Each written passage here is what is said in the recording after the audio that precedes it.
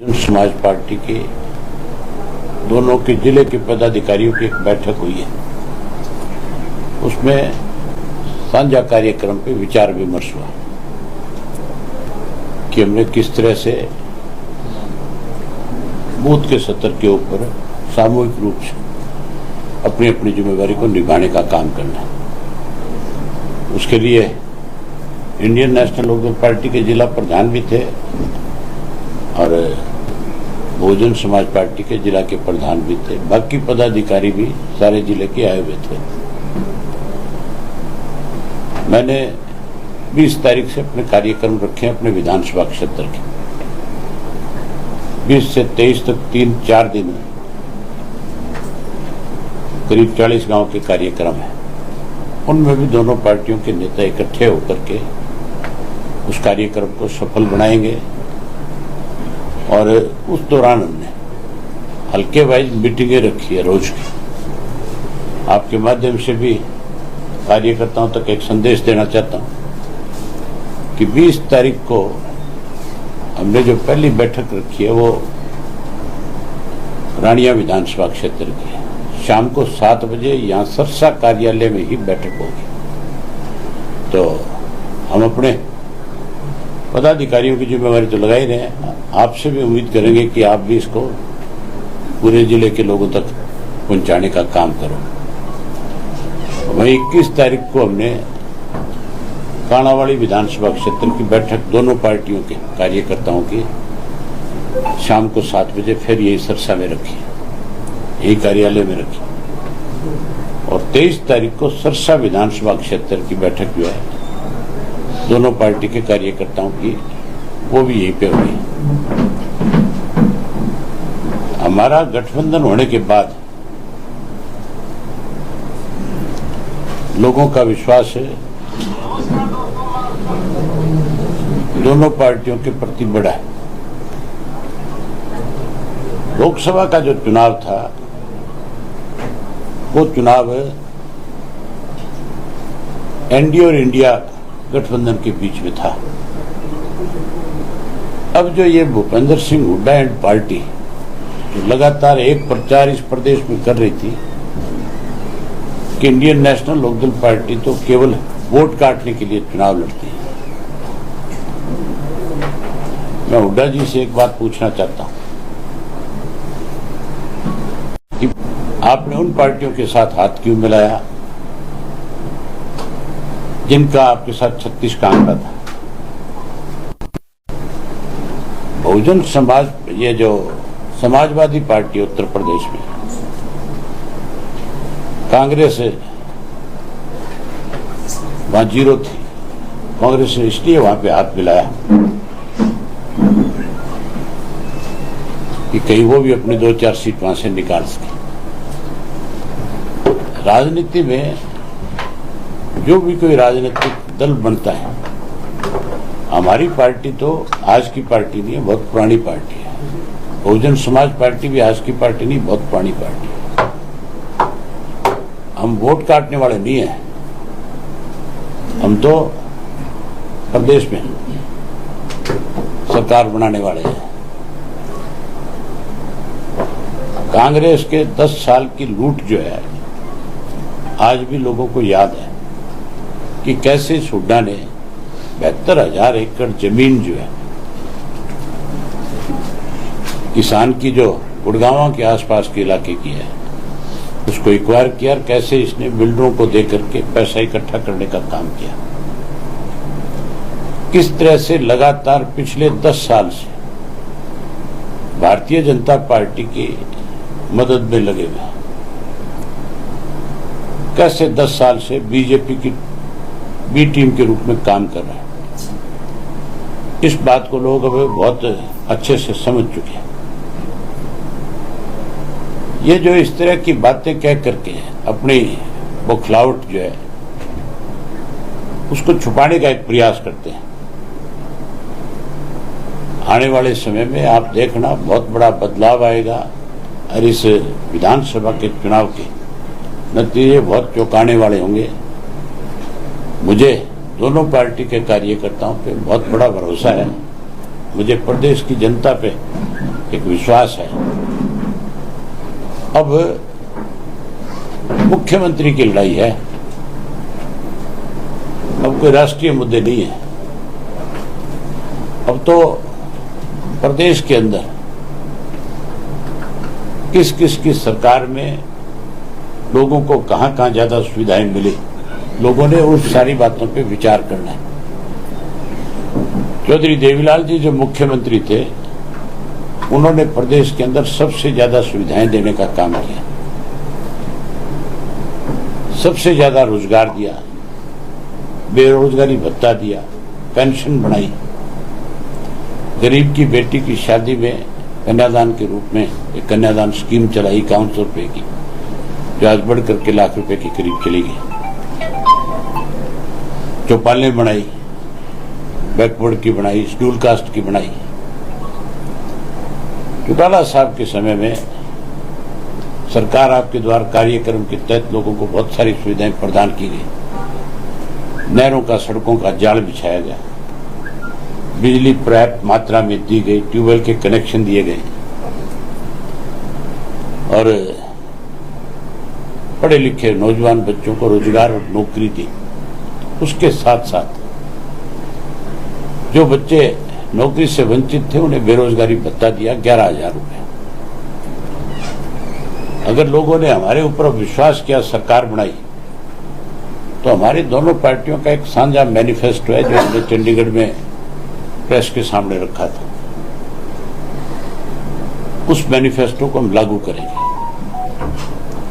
अनेक सुविधाएं हरियाणा प्रदेश के लोगों को देंगे, जिसमें बेरोजगारी भत्ते के रूप में पढ़े लिखे नौजवान, जहां हर घर से एक पढ़े लिखे को नौकरी देंगे, वहीं कोई नौकरी से वंचित रहेगा उसको 21,000 रुपया बेरोजगारी भत्ता देंगे। उसके साथ साथ हर घर के अंदर महीने की पहली तारीख उसमें कोई कंडीशन नहीं होगी, हर घर में एक गैस का सिलेंडर सरकार की तरफ से मुफ्त जाएगा और 1100 रुपए महीने का हर गृहिणी के खाते में उसकी रसोई अच्छी तरह से चले उसके भी देंगे। गरीब आदमी जो है, जो भूमिहीन है, जिसके सर पे छत नहीं है, उसको 100 गज का प्लाट देंगे। उसमें चौधरी देवीलाल आवास योजना के तहत पक्का मकान बना करके देंगे। वहीं उसके साथ साथ ये तो अलग अलग पार्टियां लोगों को प्रलोभन देती हैं। बीजेपी के लिए, बिजली के लिए बीजेपी के लोग भी, कांग्रेस के लोग भी 200 यूनिट फ्री करेंगे, 300 यूनिट फ्री करेंगे। हमारा विश्वास 200-300 यूनिट फ्री करने में नहीं, हमारा विश्वास है लोगों को बिजली मुफ्त में दी जाए। और मैंने चंडीगढ़ में बहुत खुल करके बताया। एक प्रेस के साथी ने पूछा कि कैसे मुफ्त में दोगे। आज सोलर एनर्जी का टाइम है और सोलर जो है उस पे आज मेरे ख्याल 70% सब्सिडी है। उस 70% सब्सिडी में भी ये मान के चलो कि बड़ा कमीशन खाते हैं लोग। हम सरकार के तौर के ऊपर वो जो सब्सिडी की सोलर पैनल जो है वो लोगों के घरों में मुफ्त में लगा करके देंगे, फ्री में लगाएंगे। जो 30 पैसा उसको देना पड़ता है वो सरकार वहन करेगी और हर घर के ऊपर सोलर पैनल लगेगा, जिससे हर आदमी को मुफ्त में लाइट मिलेगी। वो सरकार को अपनी तरफ से और एक्स्ट्रा बिजली मुहैया कराने का काम करेगा, जिससे इंडस्ट्री को दी जा सके, जिससे और जगह उस लाइट का उपयोग किया जा सके। पूरे हरियाणा को बिजली के बिल से मुक्त करने का काम करेंगे। डोमेस्टिक लाइट का कोई बिल नहीं आएगा। इसी तरीके से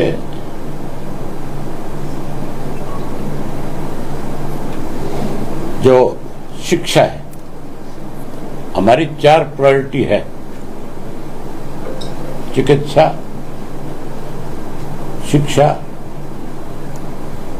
कृषि और कृषि के साथ रोजगार। हम इन चारों चीजों पे ध्यान देंगे।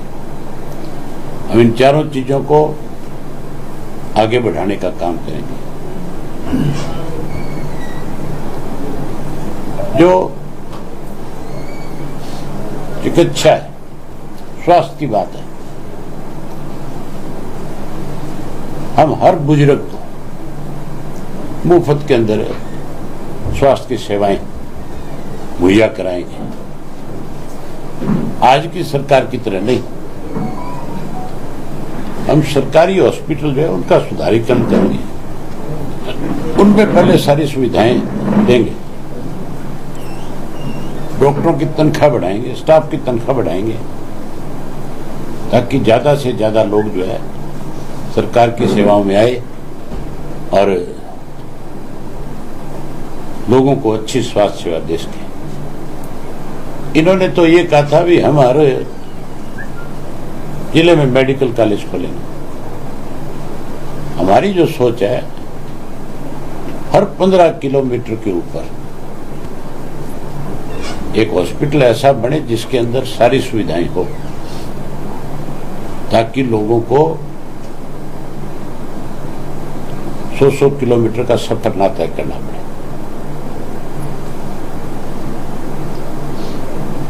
हम SYL का पानी लेकर के आएंगे।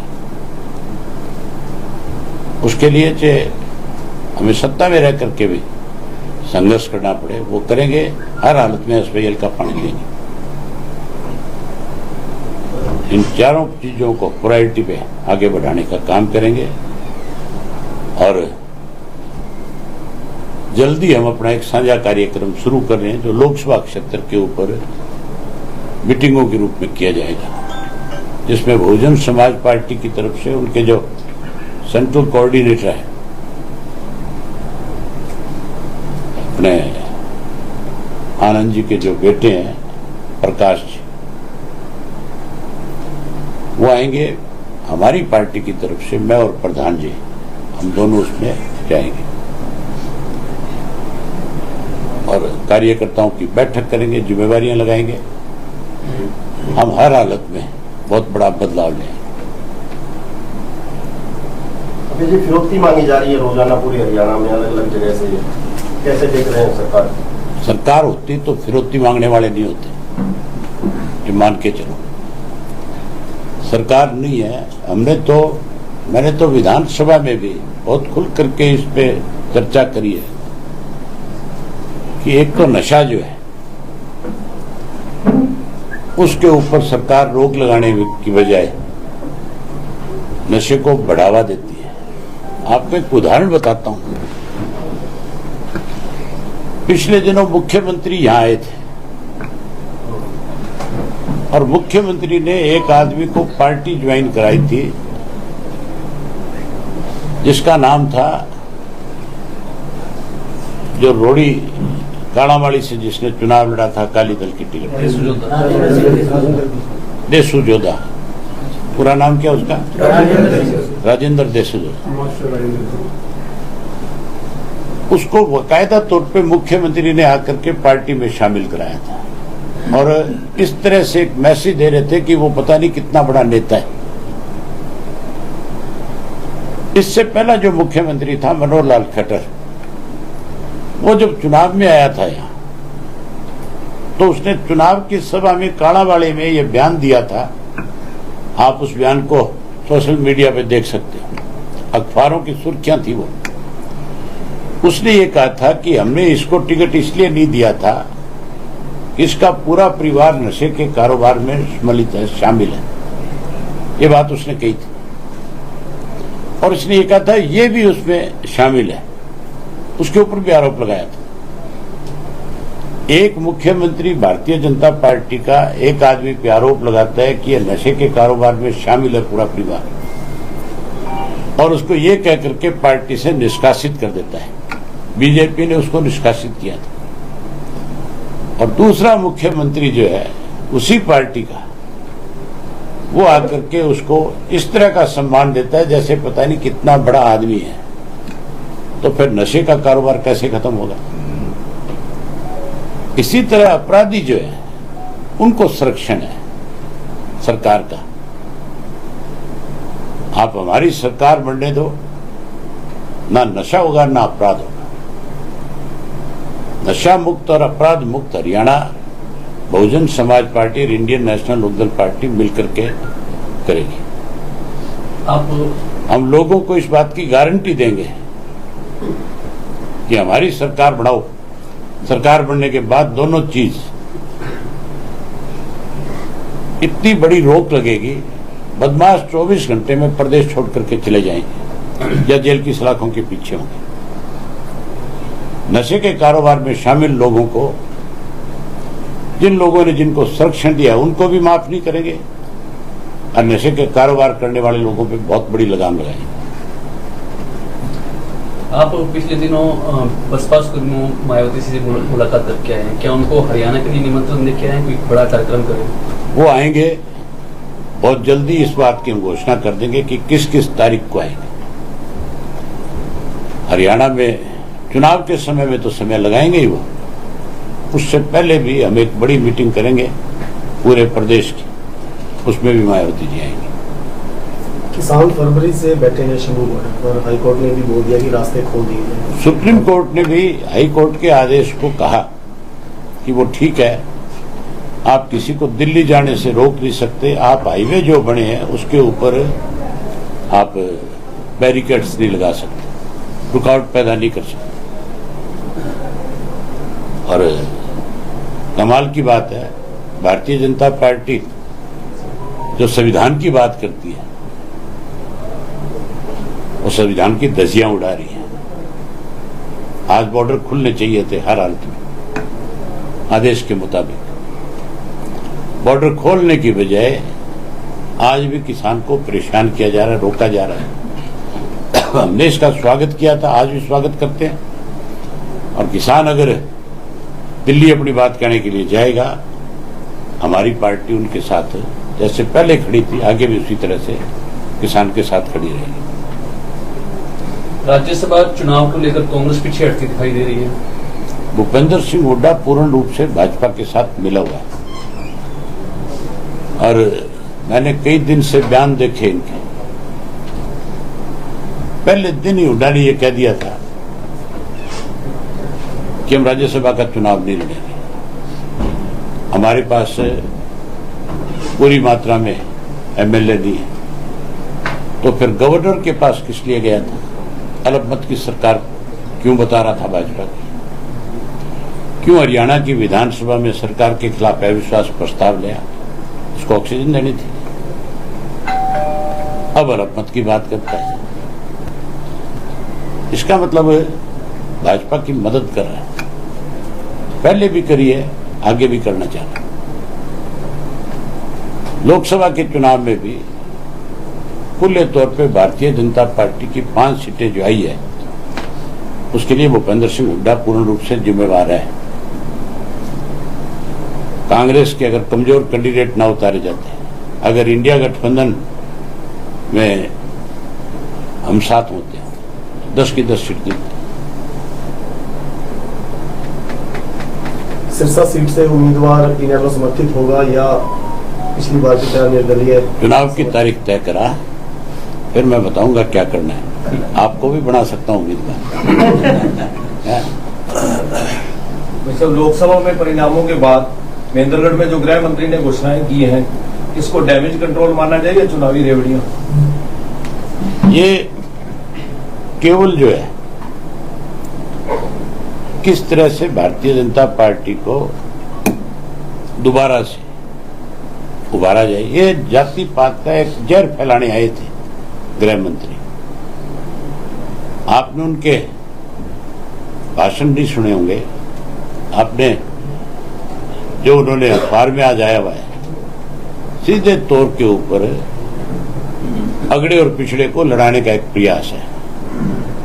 हमारे प्रदेश में 36 जात के लोग जो है बहुत बड़ा भाईचारा है, ये उस भाईचारे को खत्म करना चाहते हैं।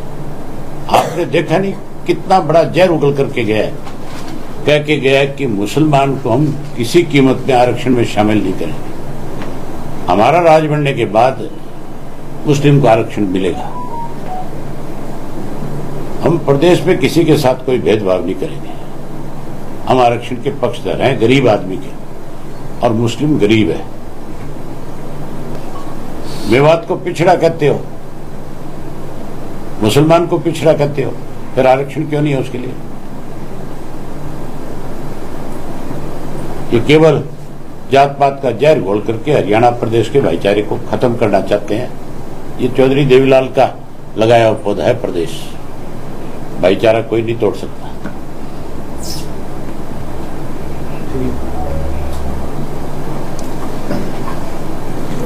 ठीक है, बहुत धन्यवाद आपका। तो बंधु बाद में इनका लड्डू और खुआओ भाई।